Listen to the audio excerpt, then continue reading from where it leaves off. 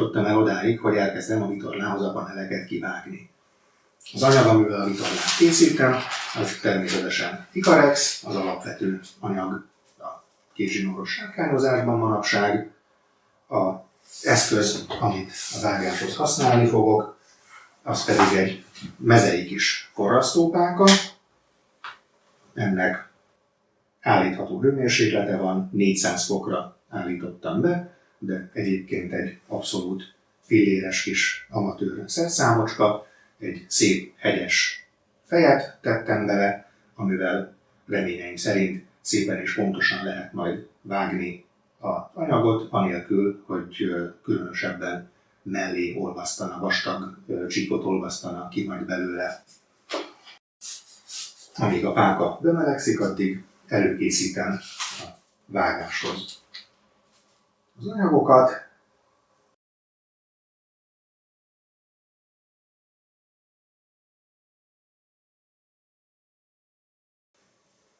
Egyszerűen a sablon mentén fogom körbevágni majd a vitorlához való egyes paneleket. A sablonjaimon be van jelölve egy millal, hogy merre fusson a hosszanti száliránya az anyag eredeti szövésének, tehát merre fussanak a láncvonalak, amik szövéskor anyagba kerültek.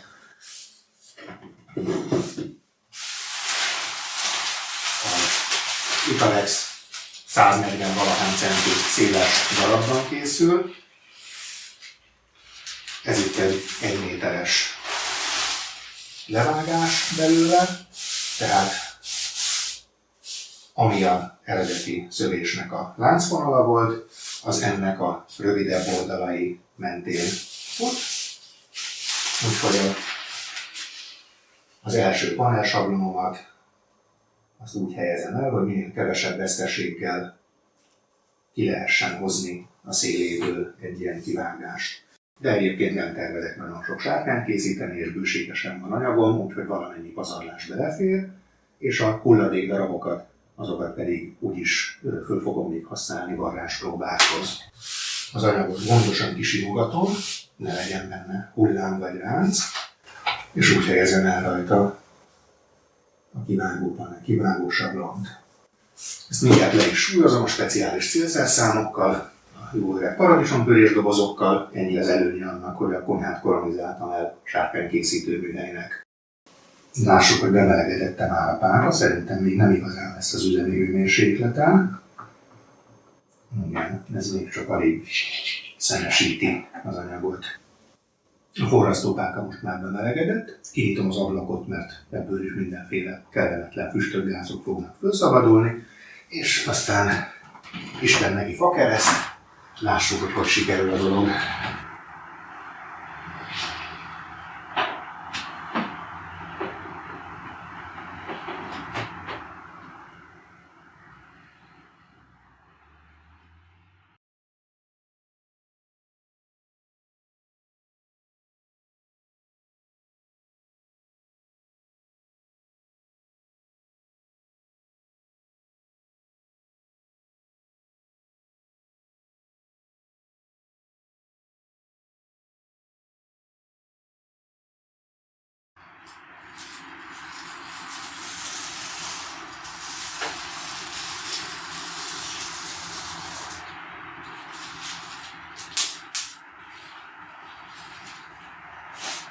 Itt úgy tűnik, hogy van egy olyan része, hogy kicsit túl gyorsan mentem a pálkával, vagy túl sokat hűlt a hosszú vágás közben.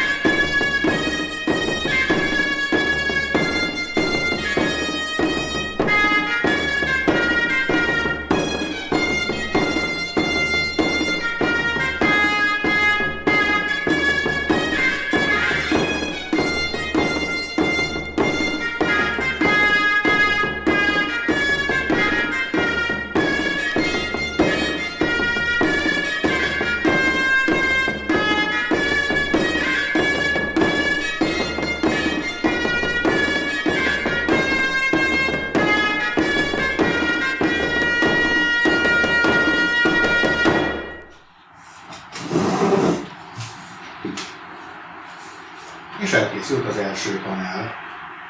Eléggé hozzáolvadt a kartonsablonhoz, de azért az ember óvatosan megbontja valahol, akkor szépen le lehet fejtegetni róla. Nem lett volna szükséges, nem volt szükség arra, hogy valami külön teflonszalaggal vagy egyébbel bevonjam a sablonokat. Első szent darabot félretesszük.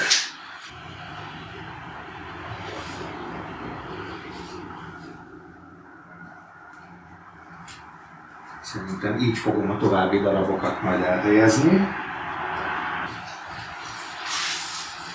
Ellenőrizzük, hogy sima-e. A szövet sima volt.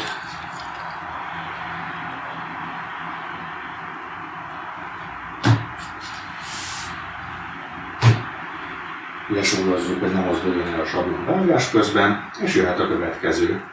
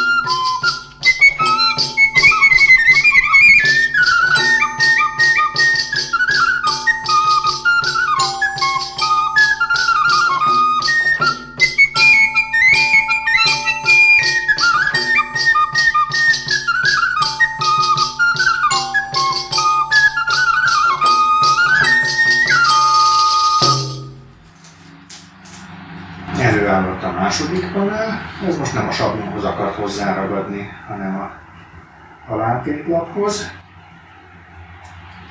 A profik persze nem faros lemezen vágnak, hanem üveglapon, aminek az abszolút sima felületéhez nem ragad hozzá a vágott szövet, vagy hogyha hozzá is ragadna, akkor nagyon könnyen eltávolítható, és utána pedig nyom nélkül letakarítható a felületről, ami esetleg ráolvadt vagy ráégett.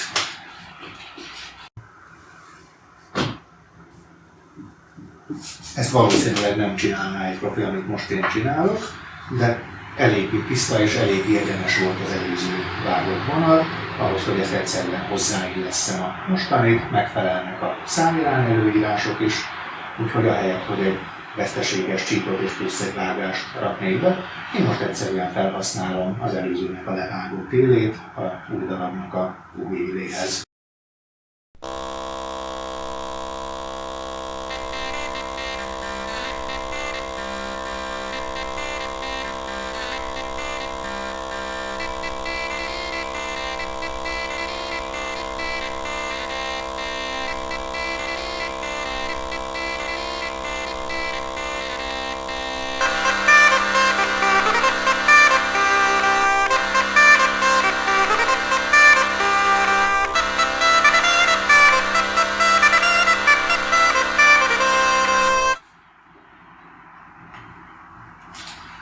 Terveim szerint sárgából ezekre a panelekre van csak szükségem,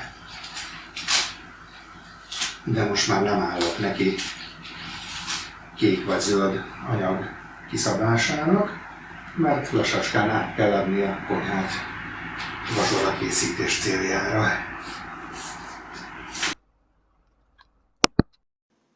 Az elkészült paneleket ellátom ilyen kis címkékkel, amiken megjelölöm, hogy ez hanyas számú panel, és a sárkány melyik oldalára kerül majd, és a ráragasztott kis ragasztószalag, amire ezt ráírom, az pedig a sárkány hasa felőli oldalát jelöli meg az anyagdarabnak.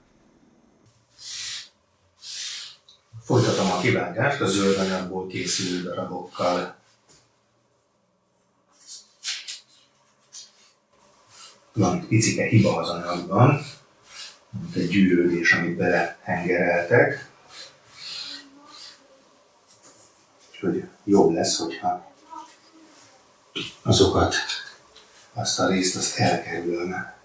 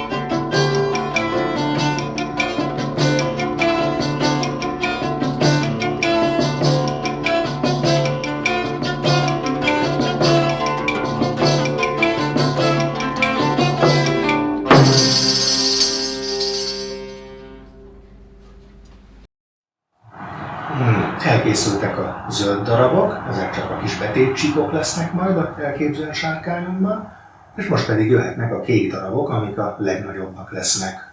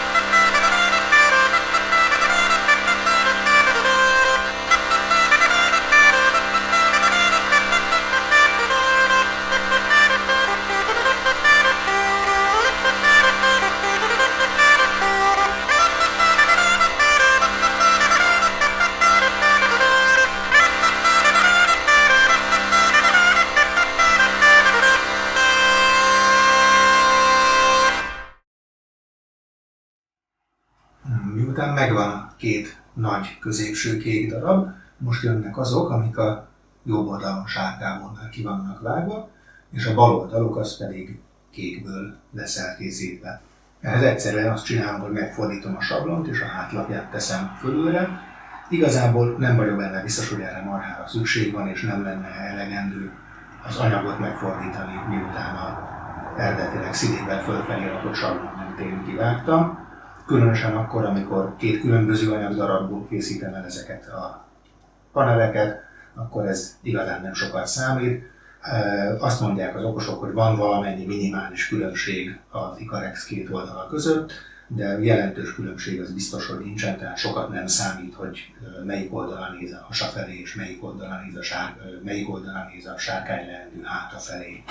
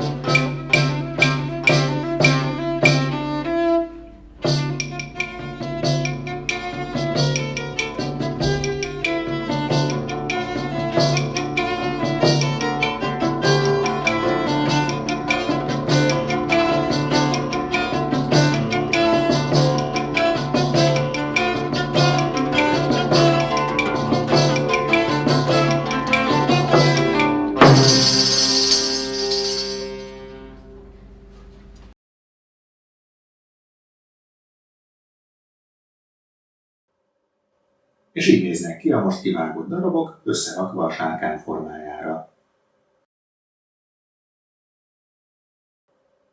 A mai munkának a tanulsága leginkább az volt, hogy a forrasztópálka 450 fokra állítva jobban dolgozik, mint 400 fokon, de még így is a vágás közben eléggé gyorsan kihűl, úgyhogy rendszeresen el kell emelni az anyagtól, hagyni kell visszaforrósodni, és aztán újra átmenni a legutóbbi szakaszon. Legközelebb megmutatom, hogy a most kivágott darabokat hogyan ragasztottam össze a vitorla leendő formájára, addig pedig ne felejtsétek el lájkolni, feliratkozni, megosztani, stb.